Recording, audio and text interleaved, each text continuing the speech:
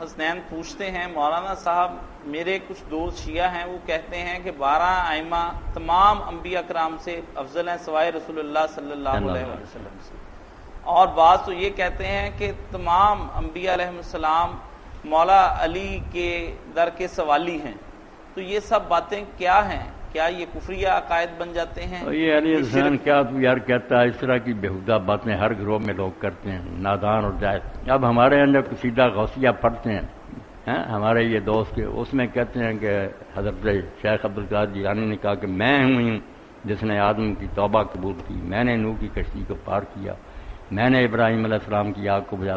پیران پیر کہتے جاتے ہیں، پورا قصیدہ پڑھتے ہیں اور کہتے ہیں قصیدہ غوثیہ کی یہ برکتیں قصیدہ روئے، بکواس ہے۔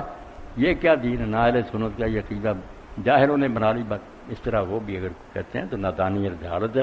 اللہ اللہ ہے، اس کے رسول اور نبی چنے ہوئے لوگ، مولا علی جو کچھ بھی حضور کے خادم ہیں۔ جی